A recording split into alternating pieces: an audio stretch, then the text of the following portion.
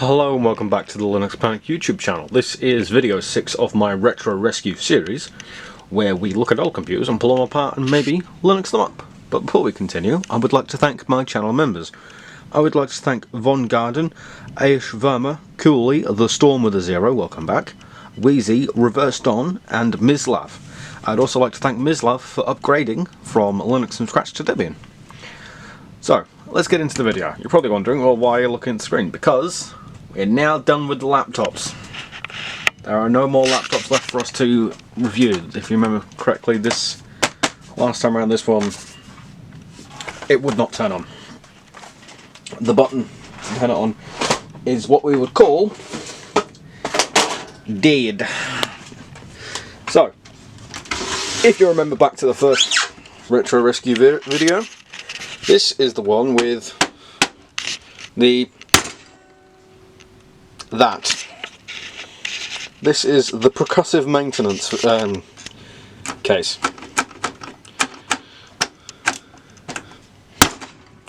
Ow. So yeah, that does not want to... It smells fierce, so it's fine. Anyway, this is a Acer. This is a Acer Veriton. If we can get this to focus, please, thank you. You know, that would be nice. Anyway, it is a Acer Veriton 7700G. It was originally designed for Windows XP 2000. Windows 2000. And it had an Intel Pentium 4 HT inside. I can't get the camera to focus, but that does say HT. On the front there is a floppy bay without anything in it, as well as two disk drives. One of the covers I may have percussively maintenance too hard, and then a disk drive in the second. Let's get you to focus. There we go. Anyway, this is a multi-recorder. It is DVD plus RW, or plus RDL. So it is a plus R dual layer themed one, and this is just a regular CD DVD ROM type thing. And this is, so that's what the front looks like. This is a blanking panel, typical blanking panel made out of ABS plastic, revision A, and nothing in... Oh, I tell a lie, there is actually a floppy disk in here, so this is one of the more complete computers. So, first things first, I'm going to put you down for a second.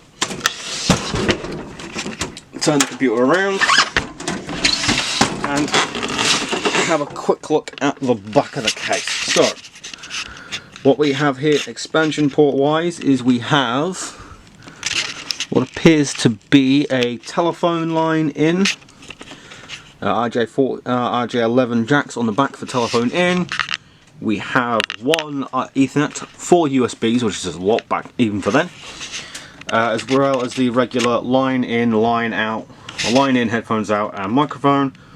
One parallel, one serial, one VGA, and one PS2 keyboard and one PS2 mouse port. There we go.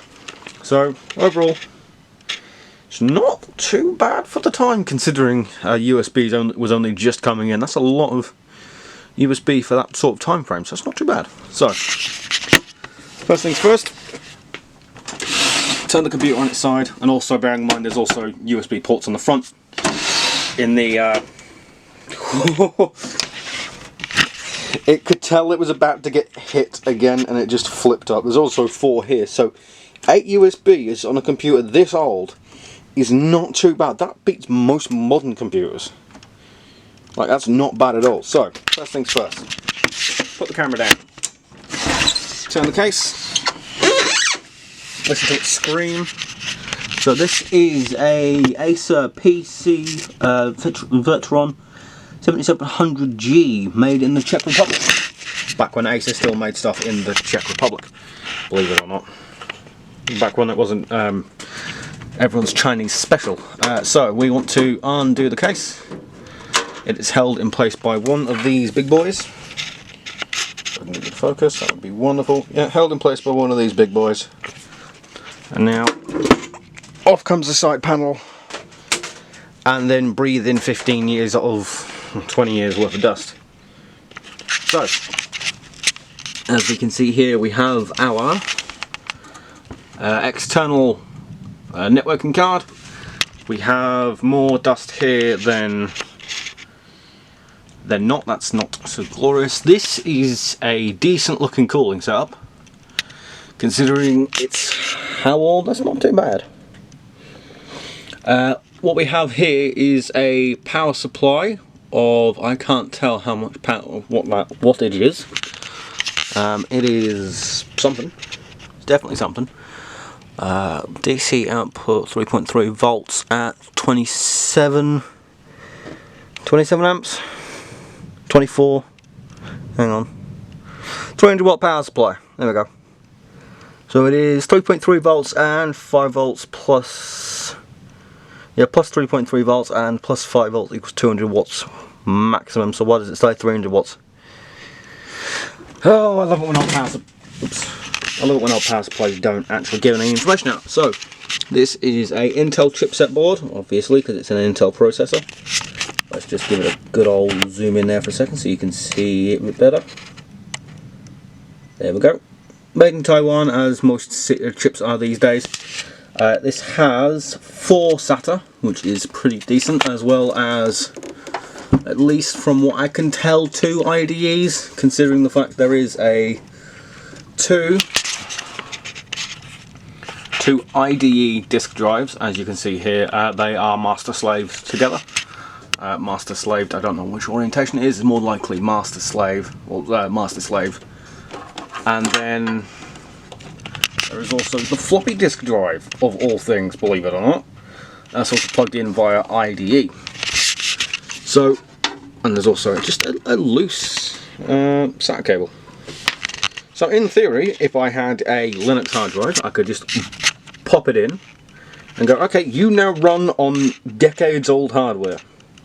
And that's not an exaggeration either. So it looks pretty decent. This does need cooling out. This also does still have, if I can focus you, that would be wonderful. It does still have, oh I love that. Yes, there you are. It does still have its original CMOS battery, or a BIOS battery on it, which is pretty decent clean. Hello. That is actually pretty clean. I would expect a computer of this age to probably have more dust in it, so it means it has been cleaned relatively recently, because dust would settle on something like the battery there. And as we can see, it hasn't, because you can clearly see yourself and also me, which is not too bad. There is a chipset behind there. This is a Acer motherboard, which means it's a OEM in-house special. And what we have here is 2 sticks of some variation of RAM. So let's give it a quick pull out and have a see what it is. Let's have a look-see-loo if I can get the top undone. So this is just falls straight out. And what we have here is, if I grab the battery camera charger, the battery's trying to say, use the charger! Yes, I know, I will do momentarily. Anyway,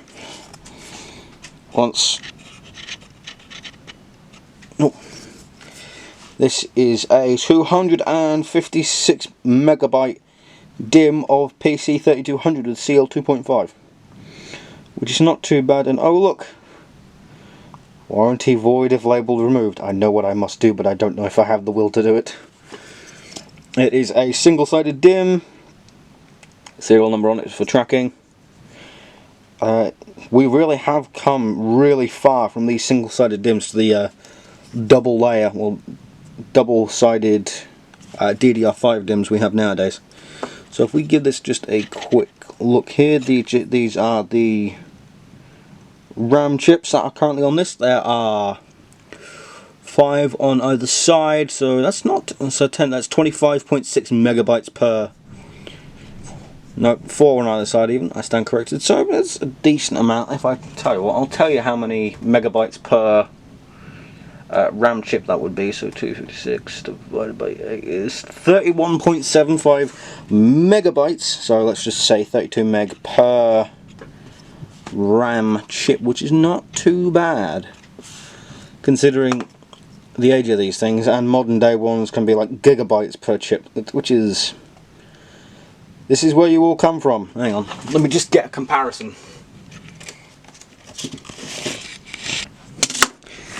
Here, so here we are. This is a 256 megabyte disk, RAM stick with 8 sticks, or well, 8 RAM chips on it. And here we have a Crucial Ballistics DDR4. Once again, if I just focus that in. Assembled in Mexico. It is DDR4, 8 gigabytes, and it's got on either side, it appears to have 8 on either side, so 8 divided by 16. 16 is half a meg. So this here stick is less overall capacity than one of the chips on here, because there's 8 on either side, so there's a total of 16. So it's 8 divided by 16. It's 512 megabytes worth of RAM per chip on here, and this has less overall capacity than one chip on here. That's how far tech has come, which, if you ask me, is not too shabby.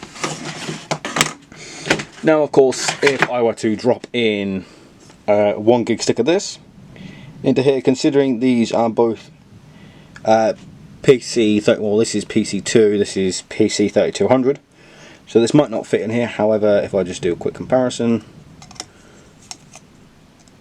you know what? No, it wouldn't fit. That's why it wouldn't fit for. But I'd say this is not too bad of a system. I will have to give it a good old try and run Linux on this at some point. Considering the age of this, it's not in too bad of a condition, I've got to admit. We will just pull out the other stick of RAM just to see what's in it, just to see if it's a matched pair or if it's someone else. It is properly located in the system. Yeah, these are a matched pair. Yeah, these are a matched pair. I don't know why it stopped recording there, which is annoying. Yeah, matched pair of 25 megabyte PC3200 CL2.5, which is not too bad, I gotta say.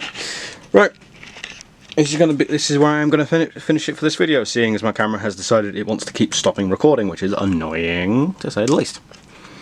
Anyway, I'd like to thank you very much for watching. I would like to thank my channel members once again for being absolutely awesome. You get special badges next to your name and early access to videos, as well as little shout-outs at the start of videos. I would like to thank Ms. Lav once again for upgrading from Linux from scratch to the Debian tier. You are an angel, and I can't thank you enough. Anyway, remember, when you lose Linux, don't panic. I have been Nick. You have been amazing, and I hope you have a good day, good evening, good night, good whatever it is, wherever you are. Goodbye.